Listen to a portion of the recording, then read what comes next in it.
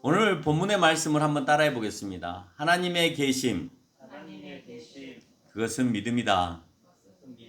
예. 신명기 하면 여러분 신명기 제목에서 느껴지는 것이 뭐예요? 신명기 하면 어떤 게 느껴지세요? 우리가 일반적으로 이제 신학교에서 배우거나 아니면 또는 이제 우리가 일반적으로 좀 성경 공부를 하신 분들은 신명기 그러면 두 번째 법 또는 두 번째 명령이라고 생각할 수 있습니다. 물론 그것도 틀린 말은 아닙니다.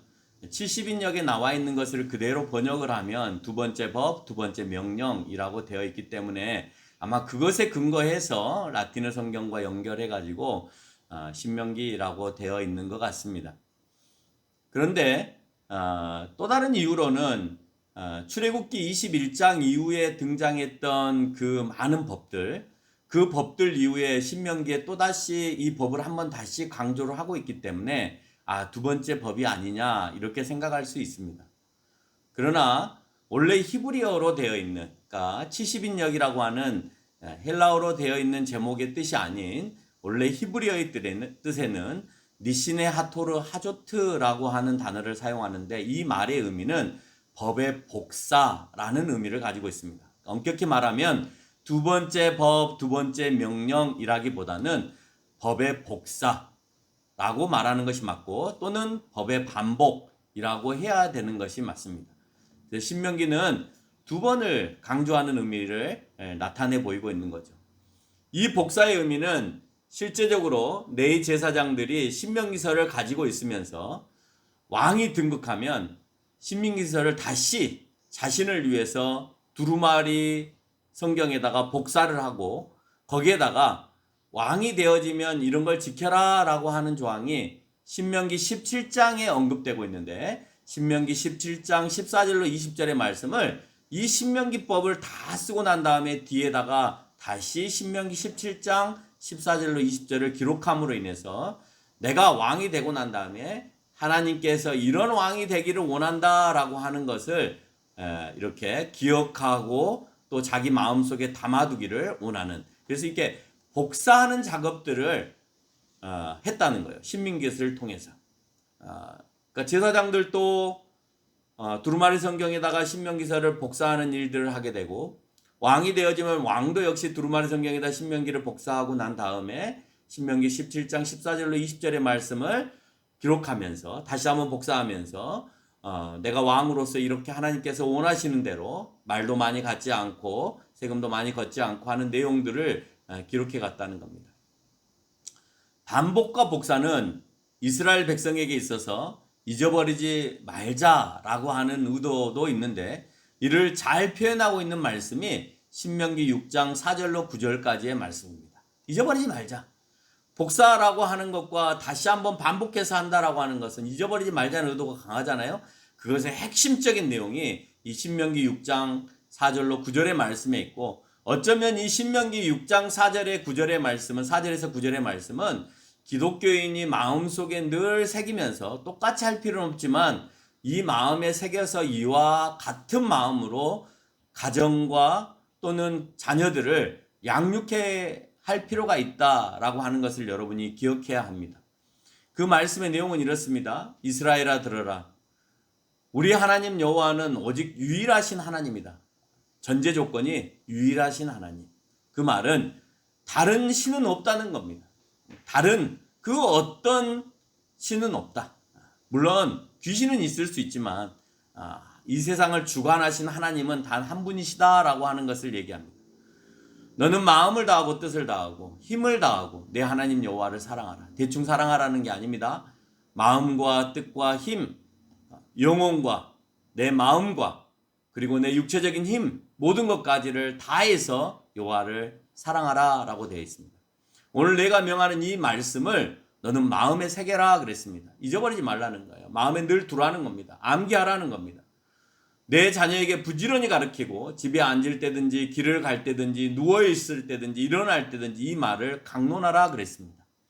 어느 때든지. 그래서 이스라엘 백성들은 아침에 집을 나가기 전에 또 아이들이 집에 들어올 때 또 식사할 때 잠자기 전에 또 일어날 때 그들은 늘 이스라엘아 들으라 우리 하나님 여호와가 오직 유일하신 여호와니다라고 하는 것을 늘 반복해서 찬양처럼 부릅니다. 그 찬양이 쉐마 이스라엘입니다. 그래서 그 쉐마 이스라엘의 내용이 그렇죠. 쉐마 이스라엘 아도나이 엘로헤이누 아도나이 에카 이렇게 불러주는 거예요. 그러면 아이들은 이제 그걸로 일어나고 아이들은 그걸로 다시 깨어나고 아이들은 그걸 듣고 다시 학교에 가고 아이들은 다시 집에 들어와서 내가 하나님이 유일하신 하나님 여호와이심을 기억하며 살아갑니다. 뿐만 아니고 이스라엘 백성들은 정통 이스라엘 백성들은 지금도 8절에서 얘기한 것처럼 손목에 매어 기호로 삼고 손목에 가죽끈에다가 이 말씀을 다 일일이 기록하여서 그 손에 메어서 이렇게 살아갑니다. 또 미간에 붙인다고 되어 있습니다. 미간에 붙여서 여러분 정통 이스라엘 사람들이 예배드리는 모습을 보면 여기다가 까만색 판을 이렇게 두고 끈으로 묶어서 이 6장 4절의 말씀을 거기에다가 한 절만 이렇게 적어서 하게 되는데 가장 오래된 이스라엘의 유적이 뭐냐?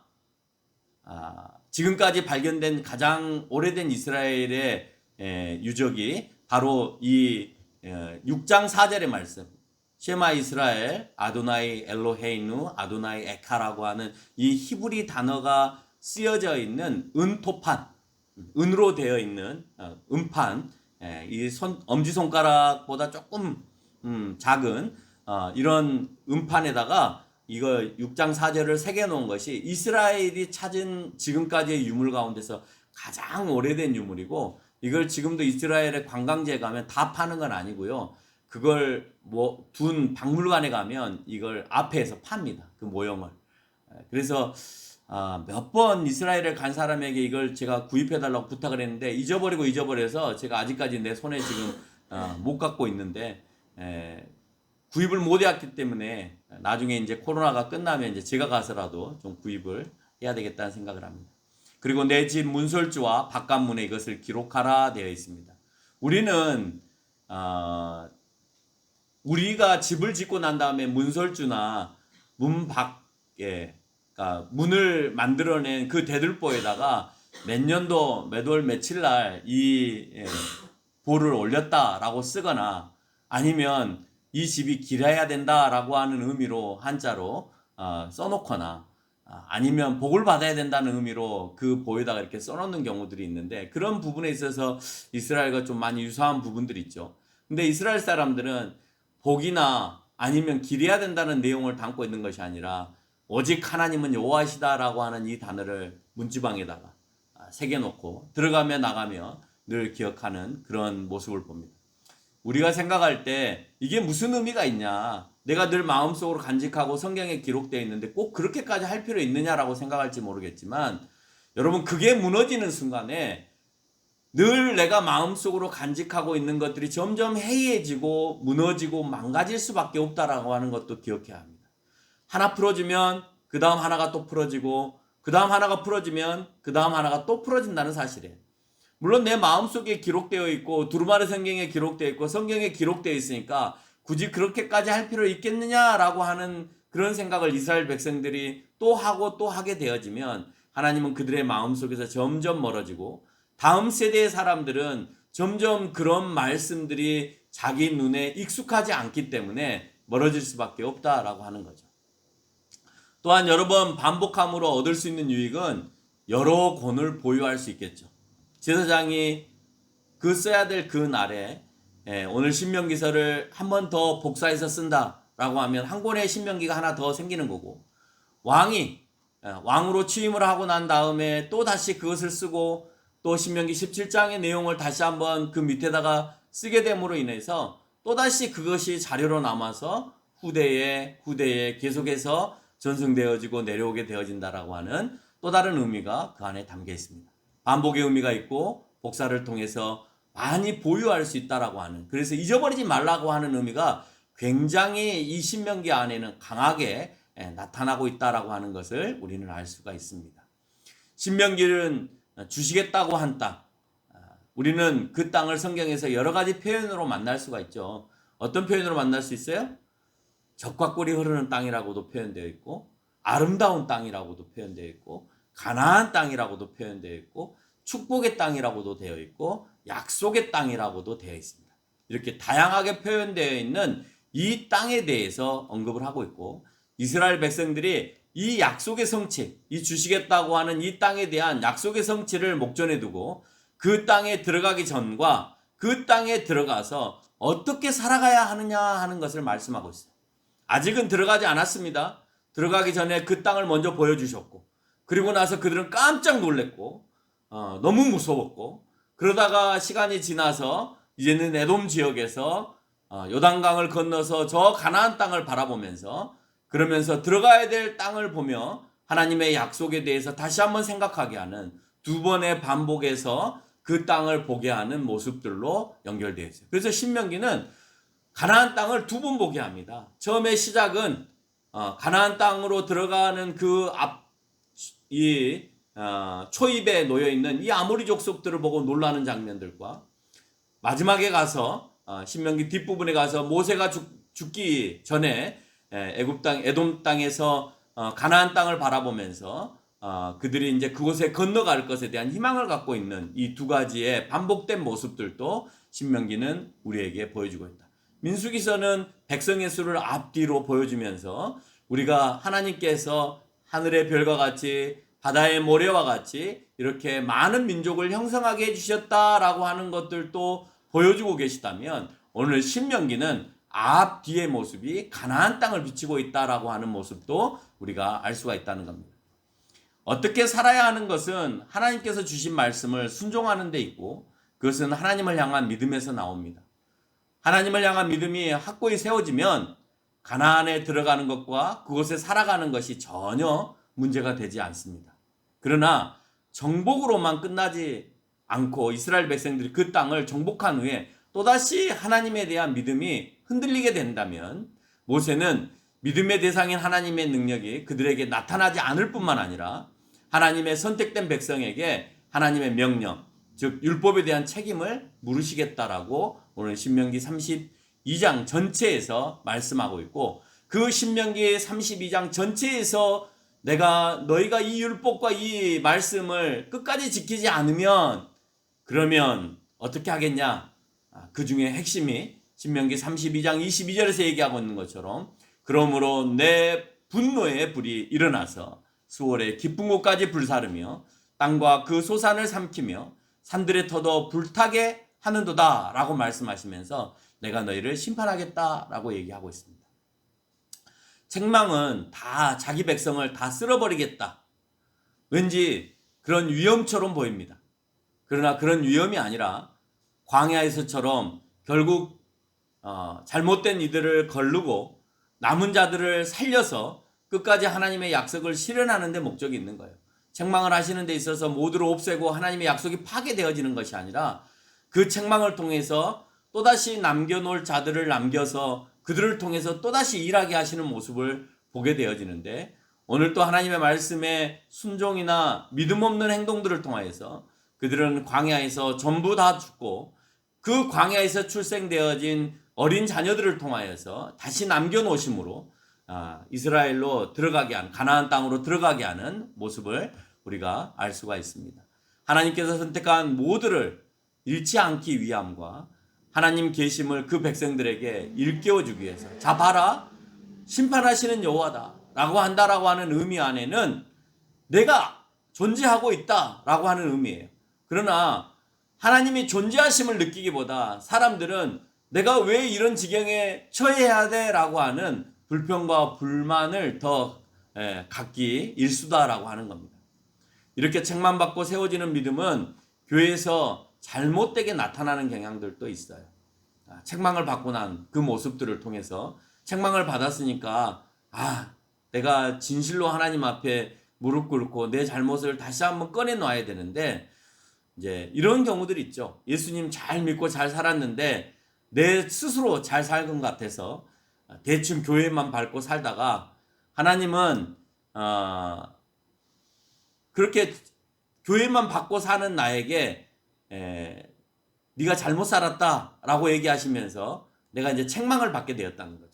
그래서 내가 그 책망을 받고 다시 하나님께로 돌아와서 내가 이 믿음이 커졌다 이렇게 이제 표현하는 경우가 있는데요. 우리가 생각할 때 책망을 받아서 믿음이 커졌다기보다는 책망을 받지 않아도 믿음이 커지는 모습들이 우리 가운데 있어야 된다라고 하는 거예요. 우리가 늘 교회의 간증 가운데서 늘 좀 부족하거나 잘못된 모습들이 이런 거예요. 처음부터 끝까지 다 잘했습니다라고 하는 것은 별로 없고 내가 신앙생활을 잘못했다가 돌이켜서 왔더니 하나님께서 나에게 더 큰 믿음을 줬고 축복을 줬다. 이런 결론을 얻게 되거든요. 이런 결론을 얻으면 이런 결론에 대해서 내가 익숙하고 그래 내 삶과 비교해 보니까 저 사람의 삶이 나하고 비슷한 것 같아. 그러니까 내가 이제 위로를 받죠. 위로를 받으니까 더 좋은 거예요. 근데 처음부터 내가 잘 살았고 지금까지 잘 살았다라고 얘기하면 내가 위로 받을 게 없는 거예요. 왜? 나는 못 살았다가 믿음이 커졌는데 저 사람은 처음부터 믿음이 커져서 지금까지 계속 그것을 유지하며 살았다 하니 이거는 근접하기 어려운 사람인 것이죠. 그러니까 교회는 항상 저 바닥까지 있었던 사람이 다시 성장해서 무엇이 되고 또는 믿음이 커졌고 무엇을 성취하고 이런 간증하는 사람들을 데려다가 얘기하기를 원해요. 그리고 그런 걸 좋아해요. 그래야 지금 그렇게 못한 성도들에게 위로가 되어지고 또 힘이 되어질 수 있다라고 생각합니다. 그러나 더 중요한 것은 처음부터 잘한 사람이 더 중요하다는 거예요.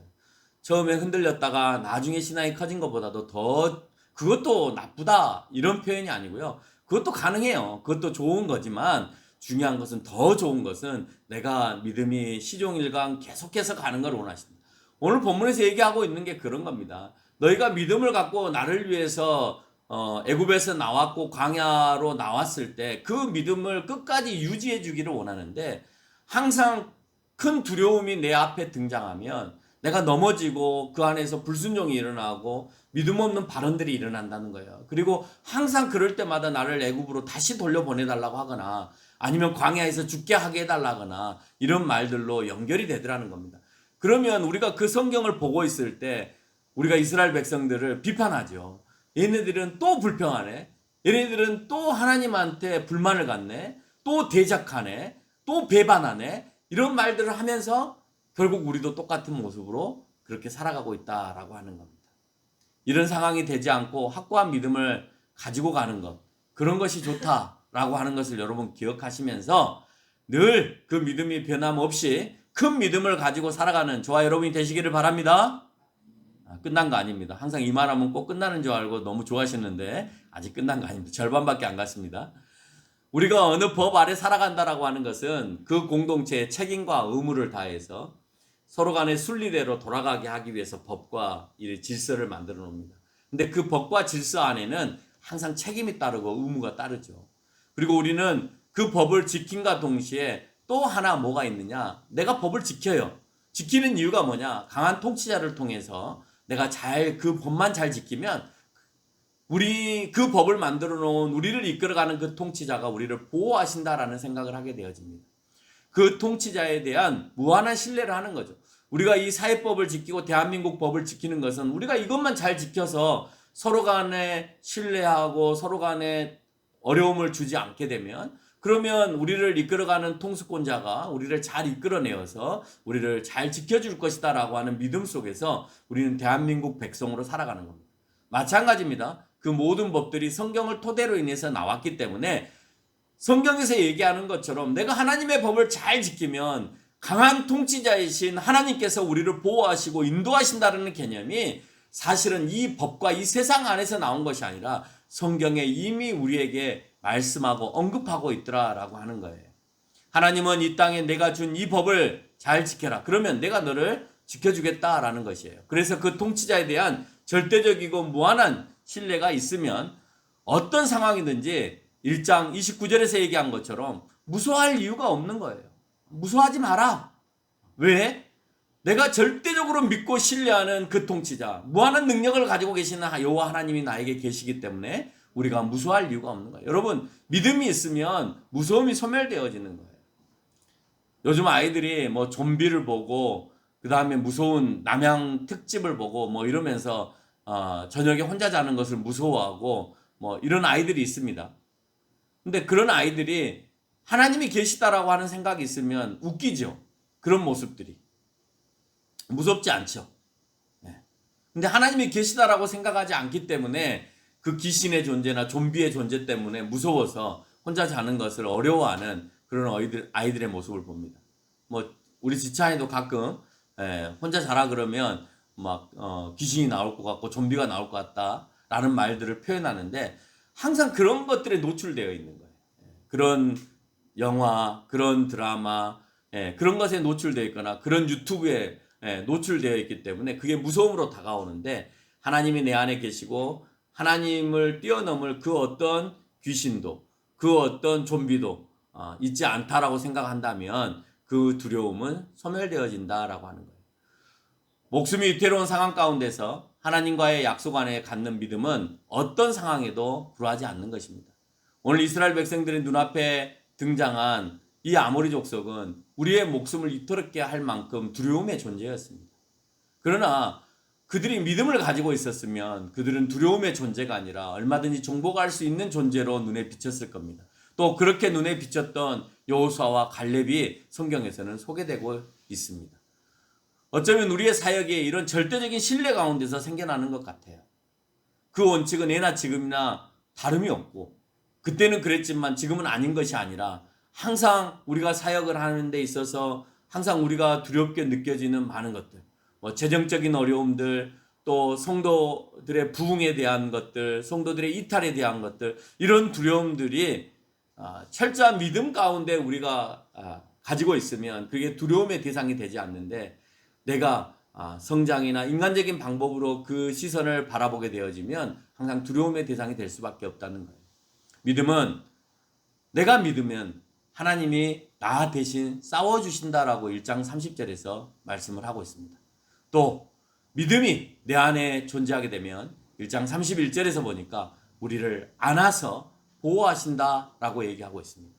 믿음은 이미 출애굽을 할 때와 또 광야에서 그랬던 것처럼 우리 늘 먼저 가셔서 그 모든 일들을 처리하고 계시고 먼저 가셔서 구름이 되어주시고 먼저 가셔서 우리의 불이 되어주셔서 따뜻하게 하셨던 것을 볼 수가 있습니다.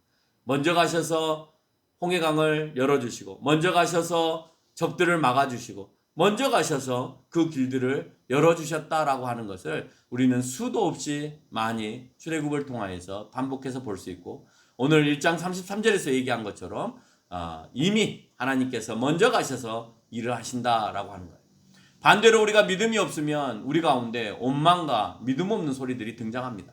1장 27절에 원망하였고 1장 32절에 그들은 믿지 아니하였다라고 되어 있습니다. 여러분의 목소리 가운데 원망과 믿음 없는 소리가 가득하다면 그러면 내가 아직 믿음이 없구나라고 생각하시면 될 겁니다.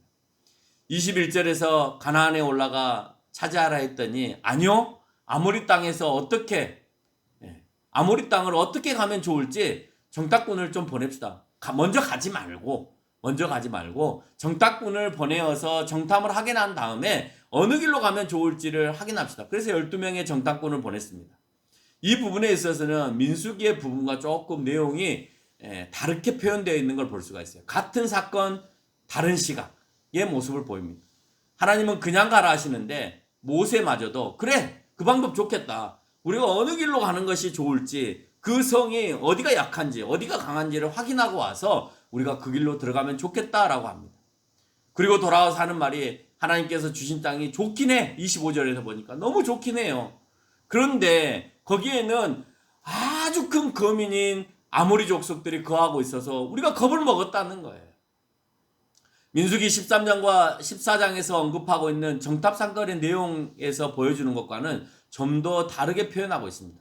아모리 족속과 싸우자 하니 그들의 손에 우리를 넘겨 멸하게 하고 차라리 내가 그들 손에서 죽을 바에는 내가 애굽으로 다시 가서 그냥 애굽에서 사는 게 좋겠다라고까지 1장 27절에서 언급하고 있습니다. 31절에서는 모세는 이에 대해서 답을 합니다. 애굽에서 여기까지 올 때 우리가 그냥 왔느냐라고 하는 거예요. 누가 함께 하셨느냐라고 하는 거예요. 그 함께 하심은 잊어버리고 그 엄청난 사건과 이적들을 다 경험하면서 여기까지 왔는데 지금 우리는 그 아모리 족속의 거대함을 보고 키 큰 그 모습들을 보고 겁에 질려서 지금까지 왔던 것들은 완전히 다 지워버리고 앞으로 가야 될 것에 대해서 두려움에 너희가 사로잡혀 있느냐라고 하는 겁니다. 그들의 말에 1장 34절을 보니까 하나님의 노하심과 37절에는 진노하셨다라고 표현하고 있습니다. 원망한 이스라엘 백성들은 하나님께서 말씀하시기를 너는 이제 가나안 땅에 못 들어간다 했어요. 41절에서 보니까 못 들어간다라고 하는데도 불구하고 이제는 아니야. 못 들어간다 하니까 가고 싶은 거예요. 그래서 41절에서 우리가 올라가서 싸우자라고 얘기합니다. 그랬더니 42절에서 그래? 나는 너희와 함께 하지 않을 거야. 너희가 아무리 올라가서 싸우자고 해도 나는 너희와 함께 하지 않아. 라고 얘기합니다. 이스라엘 백성들은 그 말마저 순종하지 않고 44절에 보니까 올라갑니다. 그랬더니 결과가 어떻게 됩니까? 아모리 족속에게 실패한 장면이 나타나고 있다라고 하는 겁니다. 여러분 이건 민수기서에 등장하지 않았던 부분이 오늘 신명기서에서 이 내용들을 보여주고 있죠. 이스라엘 백성들이 본 것처럼 아모리 족속이 강해서가 아니라 하나님의 진노가 임하셨기 때문에 그들은 패배한 거예요. 그러나 하나님께서 약속한 그 다음 세대는 신명기 3장에서 보니까 요단 동편에서 믿음으로 순종하게 그 땅을 점령한 것으로 드러나게 됩니다. 믿음이 없는 사람들은 어쩌면 전쟁을 시작하기 전에 이미 패배한 것과 같은 것이고 나중에 더 강한 민족이 존재한다 하더라도 그들의 믿음을 쫓아서 가게 되어지면 결국 할 수 없는 일들도 해내게 된다라고 하는 것을 성경은 우리에게 반복해서 말씀하고 있습니다. 이 사건으로 1장 37절에 모세가 가나안 땅에 들어가지 못한다라고 되어 있죠. 여기에서 우리가 오해하고 있는 것들이 있어요. 여러분 모세가 가나안 땅에 들어가지 못한 이유가 뭐예요? 무리바에서 물나게 한 사건으로 노여워하여서 못 들어갔다라고 되어 있습니다. 그게 민수기 20장에 나타난 내용이에요. 그런데 이게 시간상 말이 맞지 않습니다. 정탐의 사건은 출애굽한 지 2년이 경과된 시점, 그 시점, 그러니까 민수기 13장과 14장에 등장한 내용이라면 무리바의 사건은 애굽에서 나와서 오늘 출애굽한 지 2년이 경과된 이 시점에서 37년이 뒤에 있었던 사건이에요. 그러니까 무리바의 사건이 뒤에 있는 사건인데 오늘 모세가 가나안 땅에 들어가지 못한다라고 하는 첫 번째 표현은 무리바 사건에 먼저 등장한 것이 아니라 오늘 정탐꾼을 보내었던 이 사건 가운데에서 첫 번째로 등장하고 있다라고 하는 거예요. 그럼 우리는 왜 이런 오해를 가지고 있냐? 민수기서가 신명기보다 먼저 있잖아요, 책이. 그러니까 민수기서에서 그 내용을 보고 이게 먼저 있었어 라고 먼저 단정을 내리고 신명기서를 보기 때문에 우리가 항상 이 내용을 보고 있으면서도 오늘 가나안 땅에 들어가기 전에 정탐꾼을 보내는 이 사건을 우리가 보고 그들이 돌아와서 믿음 없는 소리를 함으로 인하여서 그들도 못 들어가고 모세도 못 들어간다 라고 얘기를 하고 있는데도 불구하고 우리는 항상 어디다가 다시 얘기를 돌려서 말을 하고 있냐? 무리바 사건에다가 돌려서 얘기하면서 그 사건으로 인해서 이미 모세는 못 들어가게 됐고 그래서 다시 한번 이곳에서 반복하고 있다고 본문을 뒤집어서 설명하는 경우들이 참 많이 있습니다. 그렇지 않아요? 오늘 가나안 땅에 들어가는 이 사건을 통해서 먼저 하나님께서 언급하고 계시고 37년 뒤에 있는 무리바 사건을 통하여서 또다시 그 사건을 통하여 강조하고 있다라고 하는 것을 우리에게 말해주고 있습니다. 결과적으로 보면 이스라엘 백성들이 아모리 족속에게 패배한 거라는 어떻게 보면 이스라엘 백성들의 성견지명이 있는 것으로 그 결과로 드러나게 되는 것이죠. 그러나 믿음이 없어서 하나님께서 그들의 편이 되어주지 않았기 때문에 사실은 패배한 것입니다. 우리는 어떻게 보면 패배했기 때문에 하나님이 안 계셔라고 말할 수 있지만 하나님이 안 계신 게 아니라 하나님이 도와주지 않으셨기 때문이라고 합니다. 여러분의 생활 속에서도 마찬가지입니다.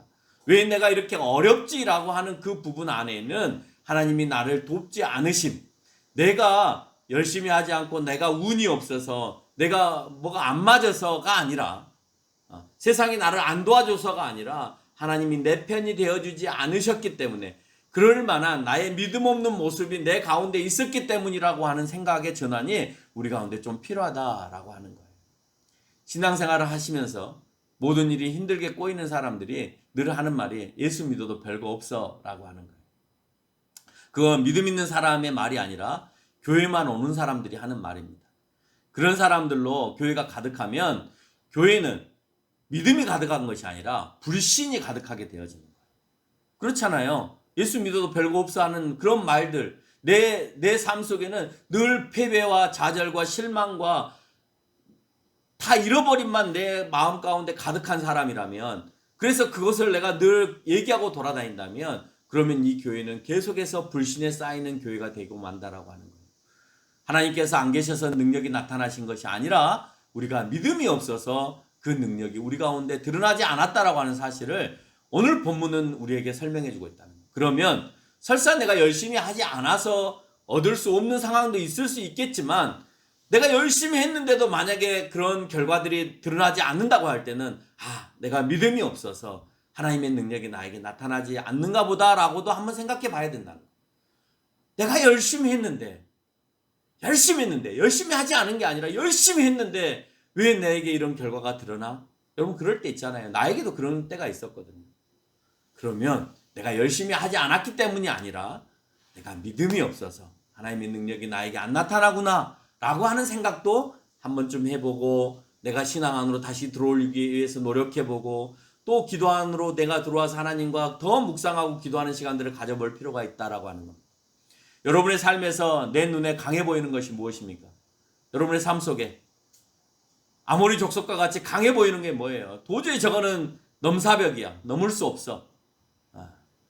너무나 강해서 내가 저것은 할 수가 없어. 정말 정복할 수 없다라고 보이는 그 두려움이 여러분 눈 가운데 뭐로 나타나거나 등장합니까?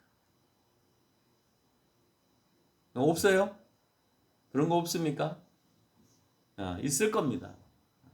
여러분의 눈 앞에도 강해 보이는 뭔가가 있을 거예요. 나를 두렵게 하는 뭔가가 있을 거예요.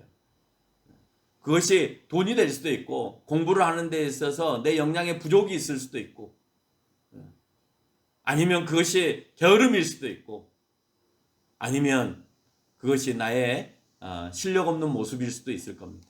무엇이든지 간에. 아니면 내가 원래 가지고 있는 선천적인 성격일 수도 있겠죠. 모든 것이 다 두려운 성격도 가지고 있잖아요. 모든 것을 다 할 수 있겠다라고 하는 자신감이 많은 사람도 있지만, 모든 것을 처음 시도하는 것에 대해서 겁먹는 사람들도 있거든요. 그것도 두려움이라는 거죠. 하나님께서 가나안 땅과 같이 필요한 것을 주시겠다고 하시는데도 불구하고 도저히 용기가 나지 않는 그 두려움, 여러분 그 두려움 여러분 가운데 있을 수 있다라고 하는 거예요. 여러분 그 두려움을 찾아내야 합니다. 여러분에게 오늘 또 하나님의 길을 걷는 데 있어서 주는 그 두려움을 찾아내지 않으면 하나님의 사역을 하는 데 있어서 우리는 온전히 해내지 못한다라고 하는 거예요.